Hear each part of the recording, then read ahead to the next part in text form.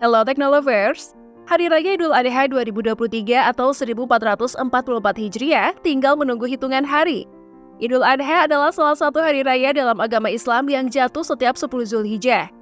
Perayaan Hari Raya Idul Adha merupakan bentuk peringatan peristiwa kurban, yaitu saat Nabi Ibrahim bersedia mengorbankan putranya Ismail sebagai wujud kepatuhan kepada Allah Subhanahu wa Ta'ala. Sebelum Nabi Ibrahim sempat mengorbankan putranya, Allah mengganti Ismail dengan domba. Itulah mengapa setiap 10 Zulhijjah dan 3 hari setelahnya atau saat hari tasyrik, umat Islam akan menyembelih hewan kurban. Lantas, seperti apakah pemotongan sapi menggunakan mesin modern? Penasaran? Yuk simak ulasannya berikut ini.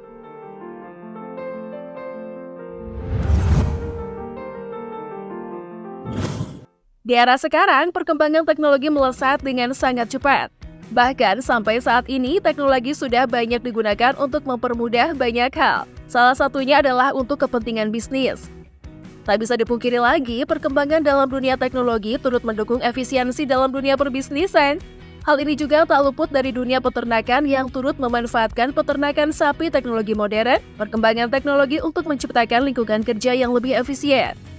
Sistem pengelolaan di peternakan sapi sudah banyak menggunakan mesin-mesin canggih yang akan memudahkan bahkan menggantikan pekerjaan manusia. Kecerdasan artifisial alias kecerdasan buatan ini tentu saja membuat peternakan menjadi lebih maju, meski hanya mempekerjakan sedikit manusia. Dalam proses breeding, teknologi yang digunakan adalah pengembangan embrio transfer untuk menghasilkan bibit-bibit embrio unggul dengan efisiensi pakan dan peningkatan pertumbuhan sapi. Di zaman ini, proses pengembangbiakan sapi tidak hanya dilakukan dengan cara kawin alami, tetapi juga melalui proses transfer embrio ke sapi pendonor yang akan digunakan rahimnya. Dalam proses ini, padat-padat bisa diciptakan dengan postur tubuh dan jenis kelamin yang seragam. Para peternak tidak perlu lagi menduga-duga jenis kelamin padat-padat yang akan lahir. Waktu kelahiran pun dapat diatur sesuai dengan permintaan peternak. Selain itu, ada juga teknologi dalam peternakan sapi, yaitu teknologi proses inseminasi buatan yang juga bisa menghasilkan bibit-bibit sapi yang unggul. Dalam proses ini, sperma sapi pejantan unggul yang sudah dikemas dalam bentuk straw dan dibekukan akan disuntikan kepada betina yang sedang birahi untuk dikawin silang. Dari proses ini bisa tercipta jenis sapi baru yang belum pernah ada sebelumnya. Dalam proses pembesaran ini, padat-padat harus diberikan pakan yang mengandung nutrisi tinggi agar pertumbuhannya bisa maksimal. Untuk proses penggemukan berskala besar, sapi yang harus diberikan pakan tidak sedikit jumlahnya, terlebih jika sudah memasuki musim hujan atau musim dingin. Pakan hijauan akan sulit ditemukan. Maka dari itu, para peternak wajib menyiapkan persediaan pakan untuk musim dingin ketika musim panas berlangsung.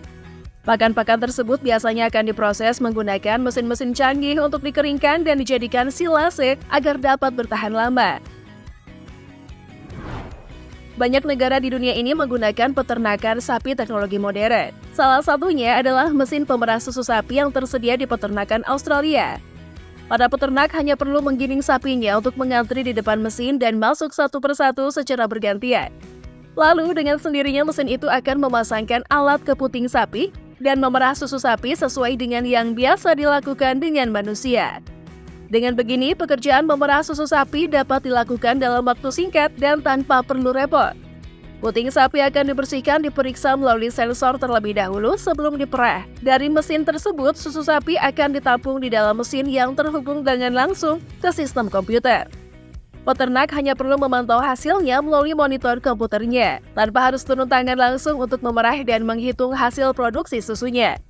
Peternakan sapi teknologi modern seperti ini tidak hanya digunakan oleh Australia saja, beberapa negara lain seperti Eropa dan Amerika Serikat juga menggunakan teknologi yang sama untuk memerah susu sapi mereka. Dengan mesin ini, mereka bisa memerah hingga 50-60 ekor sapi per hari. Biasanya di dalam mesin pemerah susu disediakan pakan agar sapi-sapi tidak banyak tingkah selama proses pemerahan. Jenis mesin pemerah susu ini ada 2 macam. Jenis pertama adalah yang permanen atau tidak bisa berpindah tempat sehingga sapi-sapi harus mengantri di depan mesin. Jenis kedua adalah yang tersedia di sekitaran kandang. Jenis mesin ini mampu berjalan karena disediakan rel khusus untuk jalurnya. Kemudian mesin ini akan menghampiri satu persatu sapi yang sedang berdiri di kandang untuk diperah susunya. Susu sapi yang sudah berhasil ditampung, datanya akan langsung terekam ke sistem komputer yang akan menunjukkan jumlah susu yang dihasilkan. Kemudian, susu-susu itu akan diproses lebih lanjut oleh mesin sampai pada tahap pengemasan. Setelah semua selesai, susu sapi tersebut akan dikirim untuk dijual ke pasaran. Selain mesin pemerah susu, ada juga mesin pemberi pakan yang tak kalah canggih. Mesin ini berbentuk seperti robot besar yang bisa berjalan-jalan keliling kandang dan memberikan pakan pada sapi-sapi yang ada di kandang. Sebelum digunakan, mesin terlebih dahulu diisi dengan jerami yang diambil dengan bantuan mesin lain, lalu dicampurkan dengan pakan tambahan dan diaduk di dalam mesin tersebut. Setelah pakan siap, robot tersebut akan berkeliling kandang dan menumpahkan pakan di depan kandang-kandang sapi. Teknologi robot ini meringankan pekerjaan para peternak yang tadinya harus membopong jerami sembari berkeliling kandang untuk memberikan pakan. Robot pemberi pakan ini ada di Van Valley Farm dan BC, Kanada. Kemudian ada pula proses rearing dan fattening. Dalam proses pembesaran ini, padat-padat harus diberikan pakan yang mengandung nutrisi tinggi agar pertumbuhannya bisa maksimal. Pakan-pakan tersebut biasanya akan diproses menggunakan mesin-mesin canggih untuk dikeringkan dan dijadikan silase agar dapat bertahan lama. Terakhir ada mesin pembersih kotoran sapi. Mesin ini memiliki bentuk seperti mobil penggeruk tanah loh gengs. Tetapi fungsinya adalah untuk menggeruk kotoran sapi yang ada di dalam kandang. Mesin ini membutuhkan satu tenaga manusia untuk mengendarai mobil tersebut. Selain berupa mobil, ada juga mesin pembersih kotoran sapi yang berbentuk mirip seperti vacuum cleaner. Para petugas kandang hanya perlu mendorong mesin ini ke bagian kandang yang masih kotor. Penggunaan teknologi modern ini untuk mendukung efisiensi kerja para peternak. Kecanggihan teknologi memberikan mereka kemudahan dalam bekerja sehingga bisa terselesaikan dengan sangat cepat. Dengan begitu, para peternak bisa berfokus pada pengembangan kualitas peternakan dan kualitas produk yang akan dihasilkan. Pemanfaatan teknologi juga sangat terasa dalam proses penyembelihan hewan. Mulai dari pemotongan, pengulitan, dan pemisahan daging dan tulang sapi sudah dilakukan dengan mesin yang akan mempercepat proses kerjanya. Ketika menggunakan mesin penyembelihan sapi ini sangat mudah, yang dimana sapi diarahkan untuk masuk ke dalam ruang yang terbuat dari besi. Sapi yang masuk ke dalam akan dihimpit, kemudian bagian leher dibuat seakan tidak ada ruang sehingga sapi tidak akan banyak bergerak berlebihan. Kemudian alat tersebut akan berputar 90 derajat hingga 180 derajat.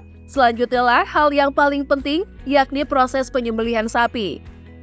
Yang dimana proses tersebut tidak memakan banyak waktu. Dengan cara seperti inilah para penjagal di rumah pemotongan hewan atau RPH bekerja dengan efisien dan tetap higienis. Meski demikian, untuk pemotongan sapi pada hari raya Kurban atau Idul Adha tetap dilakukan secara manual atau masih menggunakan cara tradisional yang dimana sapi diikat di area kaki, kemudian beberapa warga akan menahan perlawanan sapi tersebut yang akan disembelih.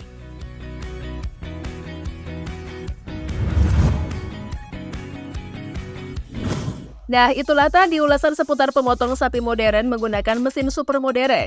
Sungguh luar biasa dampak teknologi dalam dunia peternakan mulai dari proses farm to kitchen. Banyak sekali sentuhan teknologi yang membantu para peternak untuk memudahkan proses kerja mereka. Menurut Teknolovers, gimana nih? Tulis pendapat kalian di kolom komentar ya. Yuk dukung terus channel ini dengan memencet tombol like, komen, dan subscribe. See you!